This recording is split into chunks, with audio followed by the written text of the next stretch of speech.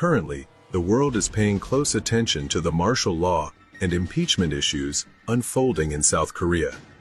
However, upon closer examination, these issues reveal something far deeper. South Korea is engaged in an intense battle against global communism. So today, on FT NER, we want to explore the war against communism unfolding in South Korea.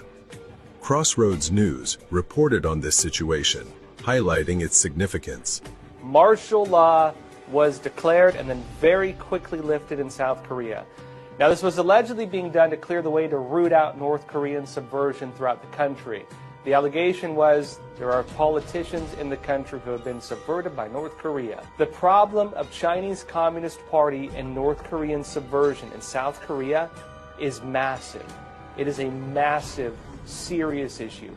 I've reported before that CCP subversion in particular, the CCP has subverted South Korea to such an extent that the country risks losing its sovereignty if nothing is done to change it. I would actually say the majority of the country currently is controlled by the Chinese Communist Party. Additionally, Dr. Gordon Chang stated that if South Korea's President Yoon falls, the country risks being overtaken by China and North Korea. This is not merely a domestic political issue, it is a war against communism. Against this backdrop, President Yoon's decision to declare martial law and send military forces to the National Election Commission within just 2 minutes carries profound implications. Why did President Yoon deploy troops to the NEC immediately after declaring martial law? For years, the Chinese Communist Party and Russia have been accused of interfering in elections in key countries to aid communist-aligned factions. Recently, in Romania, a country of strategic importance to Russia, evidence of Russian interference in election fraud was exposed, resulting in the annulment of the election results. Romania is not an isolated case.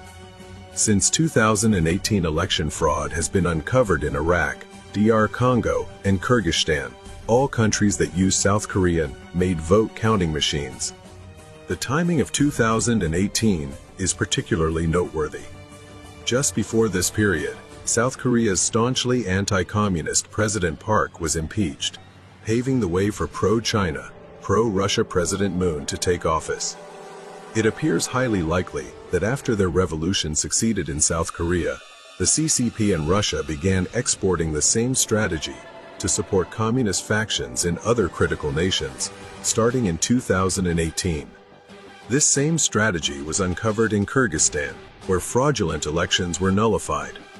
Coincidentally, on the very day President Yoon declared martial law, he also met with Kyrgyzstan's president. That same day, he sent troops to the NEC. Is this all just coincidence? The U.S. had already begun investigating South Korea's election fraud issues in July. After Trump's victory in the presidential election, reports of election fraud began emerging simultaneously across multiple countries, including South Korea, even before his inauguration. This suggests a global conflict against forces seeking to dominate the world through election fraud. If these efforts to expose fraud fail, many nations may fall into the hands of the CCP, Russia, and their backers before Trump's inauguration. Nations that succumb to the CCP and Russia will lose their freedom entirely, and their churches will be shut down.